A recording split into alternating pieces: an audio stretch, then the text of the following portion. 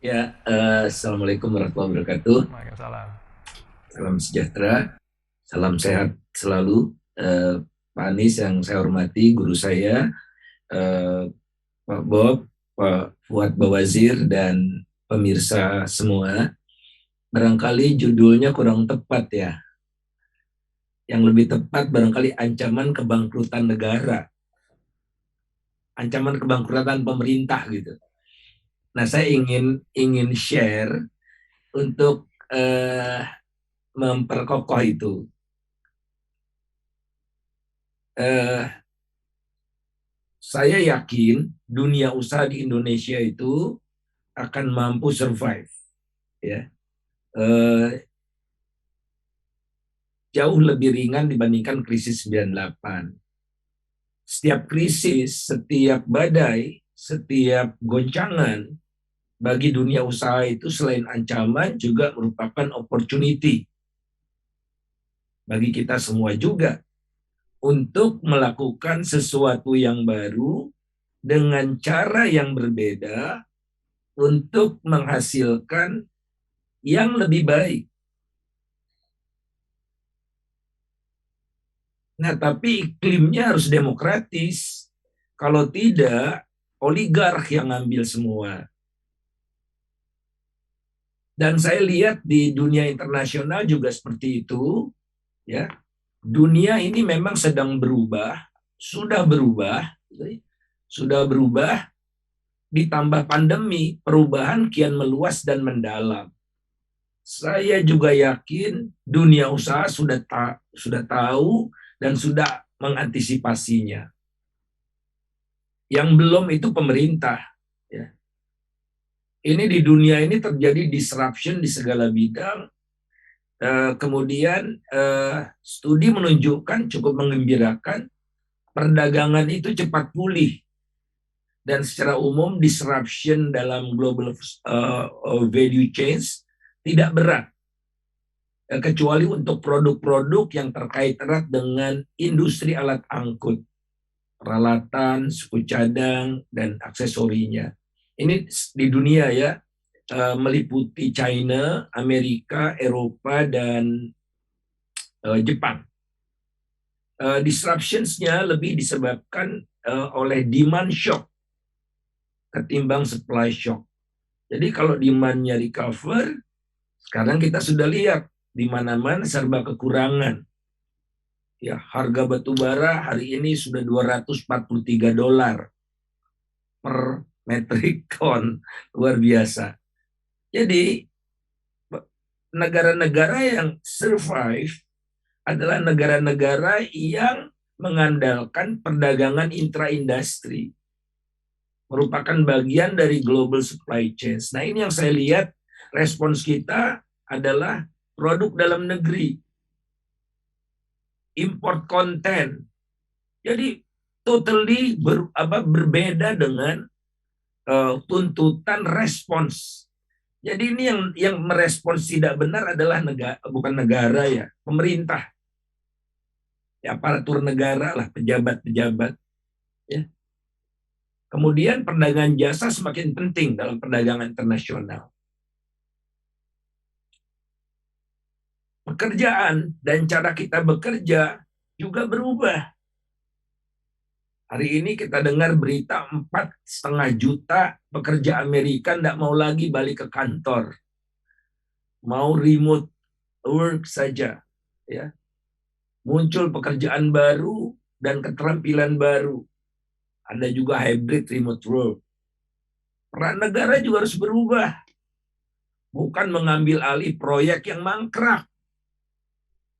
Yang tadinya bisnis to bisnis seperti kereta cepat. Globalisasi juga berubah arah ini.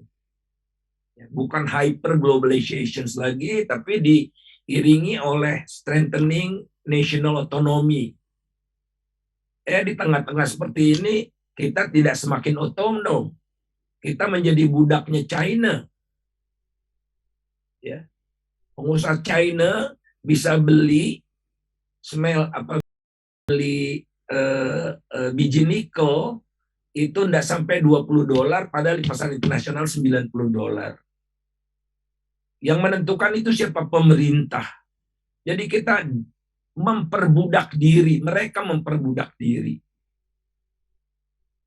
Perdagangan internasional dan global supply chains cepat pulih ternyata. Kecuali di industri, Pak Bob tentu saja, karena ini terkait dengan mobilitas manusia.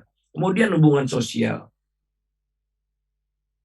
Nah, tanpa pandemi sekalipun, ya, itu perubahan mendasar seperti Pak Bob katakan tadi, perubahan iklim, ketimpangan, kemajuan teknologi 4.0, sekarang orang udah bicara 5.0, perang dagang, multilateralisme yang meredup, dan financially driven capitalism.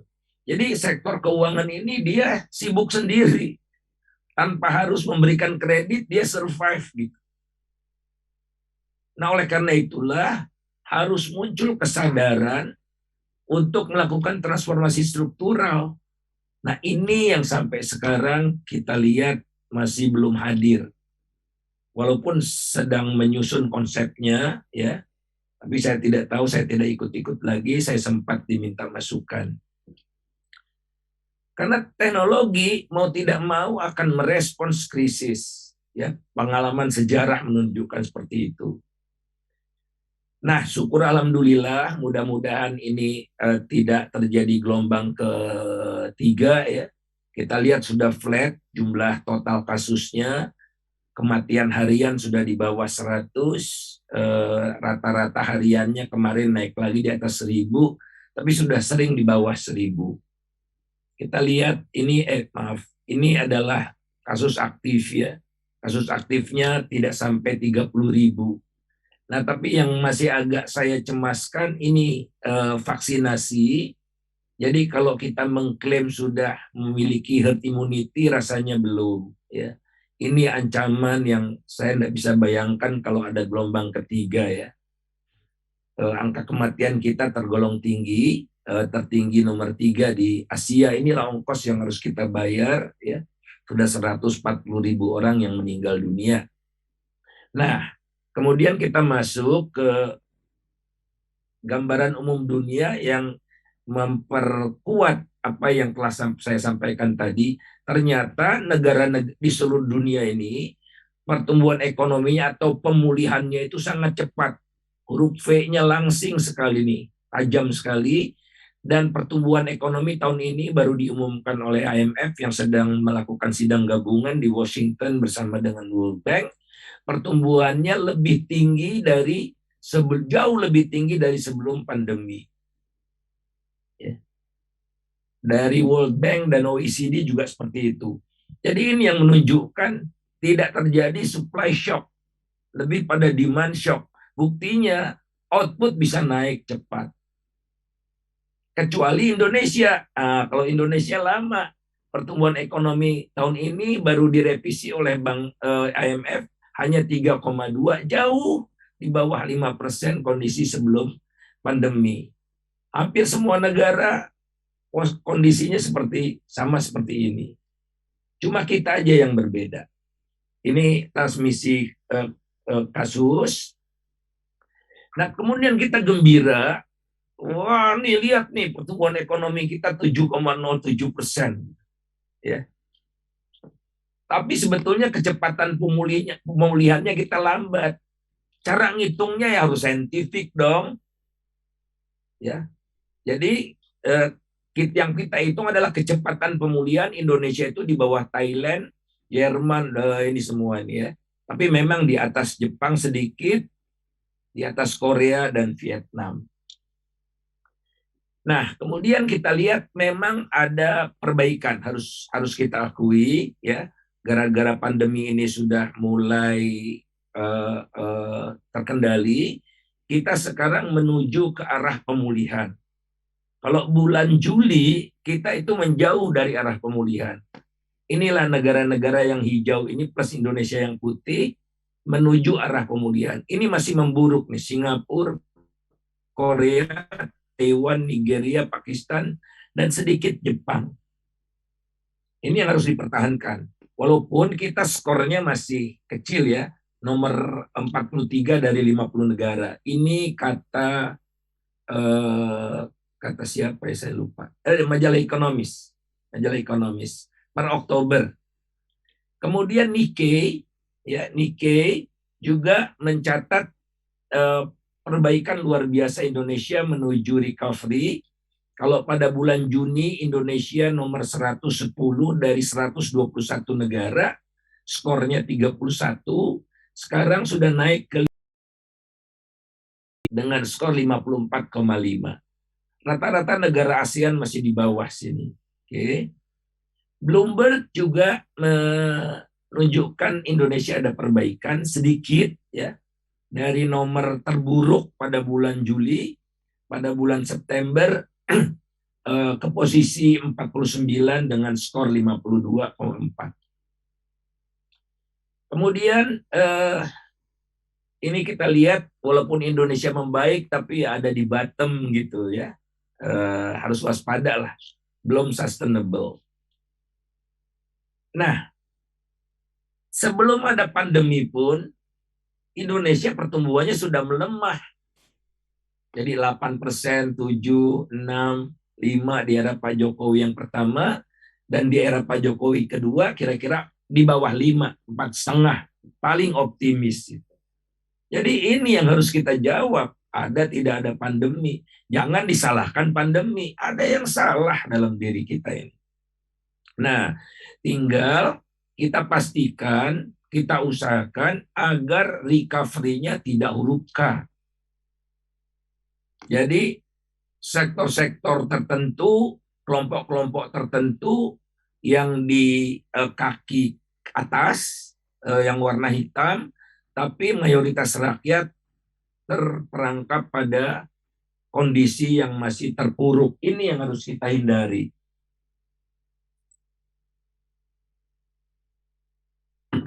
Indikasinya sudah ada. Di tengah pandemi, jumlah orang kaya di Indonesia meningkat. Yang kekayaannya di atas $1 juta naik dari 106.215 menjadi 171.740. Ketimpangan menjadi-jadi, ya ini saya tidak ingin bahas lah ya, tapi ini menunjukkan ketimpangan yang naik di sebelah kiri, dan konsentrasi kekayaan di Indonesia itu nomor 7 terburuk di dunia. Memang kita bukan yang terburuk, tapi kita lihat yang buruk-buruk itu yang tidak perlu dicontohkan. Kemudian kita lihat masih getol nih orang-orang kaya ini naruh uangnya di bank. Jadi masih kencang. Jauh lebih tinggi pertumbuhan orang yang naruh uang di bank daripada bank memberikan kredit. Nah, ini juga indikasi unik ini. Menyebabkan kita menjadi negara yang tadi ketimpangan masalah dunia sekarang ya, kita ini 1% orang kaya menguasai 44%, 10% menguasai 74%. Dan kekayaannya didapat dari bisnis kroni 2/3-nya. Nah ini dia. 2/3 kekayaan orang terkaya itu didapat dari bisnis kroni. Bermodal otot, otak, dan kekuasaan. Bermodal otot, keringat, dan kekuasaan. Bukan olah otak. Nah, mereka ini sekarang semakin merajalela. Ya, harga batu bara saya katakan tadi rata-rata bulan ini sudah 242,5, tertinggi sepanjang sejarah. Dan Undang-Undang Dasar kita mengatakan bumi, air, dan kekayaan alam yang tergantung di dalamnya dikuasai oleh negara bagi sebesar-besar kemakmuran rakyat. Ini batu bara udah naik seperti ini kan, ini harta negara ini tidak dikenakan pajak ekspor. Jadi 100% windfall-nya dinikmati oleh segelintir orang. Luar biasa. Kalau sawit, ada pajak ekspornya, progresif lagi. Semakin tinggi harga sawit, semakin tinggi pajak ekspornya. Nah inilah yang main di sini, di sawit, mineral fuel itu batu bara, dan iron and steel.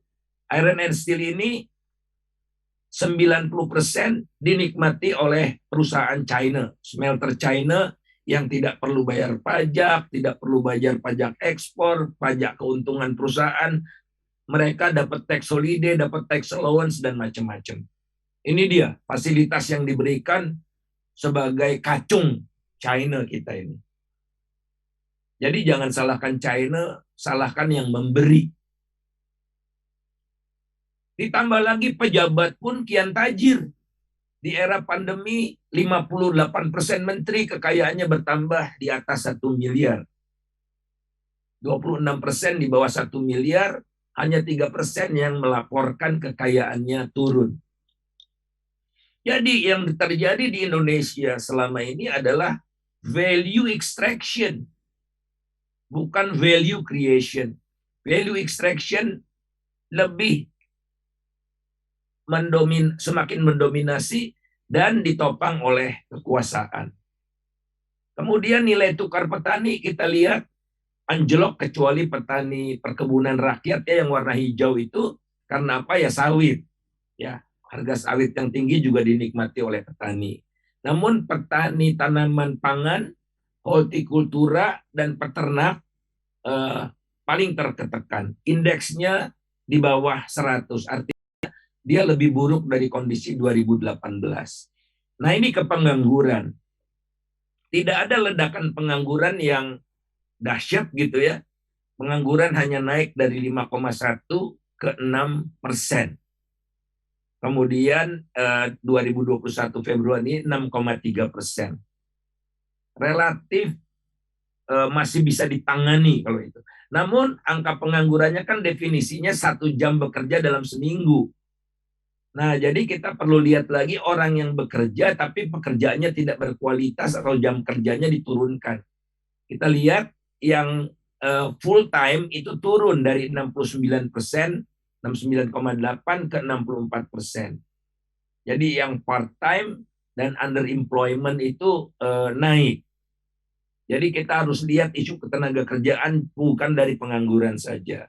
Kemudian terjadi pergeseran karena pengangguran di Indonesia rendah karena apa? Karena tidak ada jaminan penganggur. Jaminan sosial penganggur. Jadi kalau saya dipecat besoknya saya ngojek. Maka terjadilah perpindahan dari pegawai KPK menjadi tukang nasi goreng. Dari formal employment ke informal employment. Tapi bukan karena pandemi, karena dipecat. Ya. Kemudian pindah dari pekerjaan yang produktivitas tinggi, manufaktur, konstruksi, dan jasa pendidikan, ke agriculture, dan perdagangan, serta bengkel. Nah, yang mengkhawatirkan saya adalah penganggur usia muda. Ya, naik pada level yang sangat tinggi, 18,03%. 15 sampai 24 tahun. Tergolong tinggi di Asia. Setelah di negara berkembangnya setelah Brazil, India, dan Brunei. Brunei mah enggak masalah ya.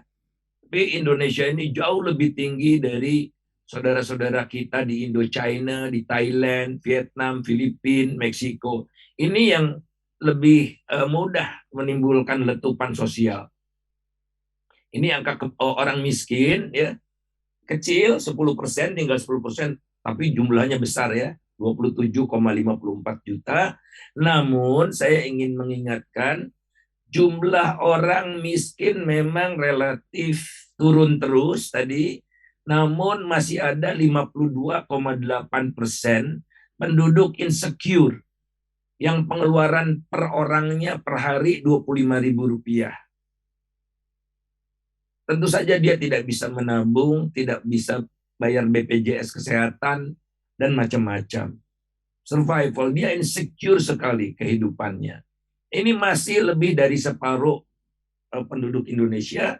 Dan Bapak Ibu sekalian, kalau kita lihat di Malaysia, insecure-nya cuma 2,9%. Di Thailand 6,2%. Ya. Dan ini PET-nya juga jelek. Jadi misalnya Vietnam kan pendapatannya 8.041. Nah, waktu pendapatan kita 8.041, ya, angka penduduk insecure-nya itu 81,9%. Sementara di Vietnam cuma 22,4%. Jadi ternyata konsep pembangunan gagal mengangkat mayoritas rakyat Indonesia sehingga mayoritasnya masih insecure. Nah, ada pandemi pemicu lah. Nah, kemudian kita lihat isinya usaha mikro hampir 190%. Ya. Jadi 89% usaha di Indonesia itu mikro. Yang enggak punya apa-apa lah gitu. Jadi rentan sekali mereka ini. Jadi tidak terjadi transformasi. Jadi miara yang mikronya pandai, tapi kita gagal membuat mereka upgrade ya. Jadi kecil. Ini banyak sekali binaan-binaan dari swasta ya. Namun konsep penanganan UMKM-nya ini plus koperasi tentu saja ya wajib itu masih sedemikian sangat lemah. Nah, tapi saya tidak ingin ini kebangkrutannya mulai dari sini ya, kebangkrutan negara. Jadi negara itu mengeluarkan sesuatu untuk belanja modalnya 50% lebih banyak untuk menghasilkan hal yang sama dibandingkan dengan pemerintahan sebelumnya. Jadi borosnya luar biasa ini. 50% lebih besar dan lebih tertinggi di antara negara-negara ASEAN. Kita lihat ini Indonesia 6,4, lain-lainnya 5 di bawah 5. Dibangun proyek yang enggak karu-karuan. Kereta cepat lah yang tadinya bisnis to bisnis sebentar lagi mau disuntik pakai APBN. Kertajati lebih baik barangkali jadi gudang ternak aja. Pelabuhan Kuala Tanjung dibangun dekat Belawan, ya.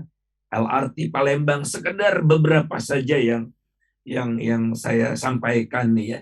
Jadi ini menurut saya kesimpulannya udah kesalahan pucuk pimpinan ya, karena saya baca itu rapat koordinasinya ditolak berdasarkan kajian Boston Consulting Group yang dibayar Bappenas bekerja untuk 2 minggu senilai 150.000 US dollar, menolak 2 proposalnya. Tapi Rini Sumarno yang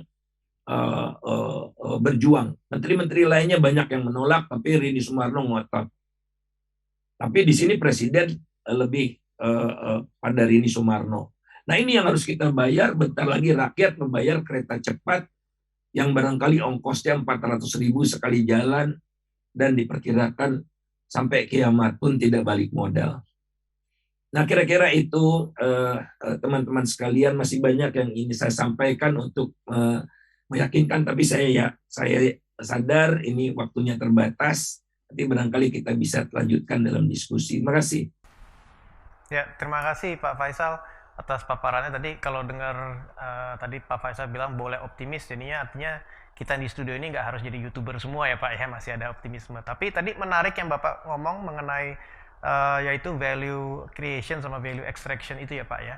Jadinya kalau kita lihat ini kan boleh dibilang prinsip ekonomi kita ini kan artinya secara kebijakan masih mengandalkan trickle down effect ya Pak ya.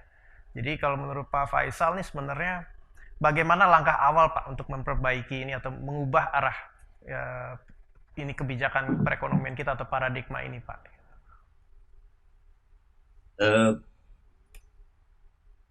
Kalau menurut saya ujung tombaknya politik ya. Jadi tertibkanlah konflik of interest itu. Separah-parahnya zaman Pak Harto ya. Tidak ada rangkap jabatan antara penguasa dengan pengusaha. Baru era Jokowi inilah pengurus teras Kadin diisi oleh Kadin Indonesia ya, diisi oleh wakil menteri. Ini dia sebagai penguasa atau pengusaha. Kemudian staf khusus menteri banyak jadi pengurus teras Kadin juga. Pak Bob ini ada ketua Apindo Provinsi Lampung merangkap wakil wali kota Bandar Lampung. Inilah sumber dari kerusakan ini, sehingga Yang terpikir adalah bagaimana menyokong oligark ini sehingga kebijakan-kebijakannya bias ke sana.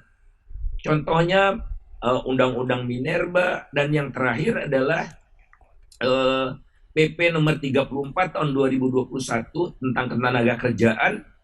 Ini juga barangkali harus kita perjuangkan bersama, yang membolehkan semua jabatan diisi oleh orang asing, pekerja asing, kecuali HRD.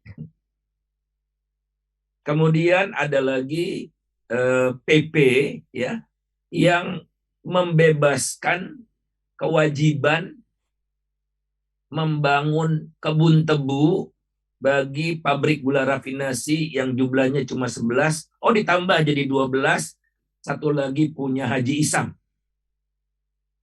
yang merupakan bendahara tim pemenangan Pak Jokowi, dan pabrik gulanya diresmikan oleh Pak Jokowi. Dia bermasalah hukum, ada soal pajak, tapi hampir bisa dipastikan ya tidak ditangkap lah.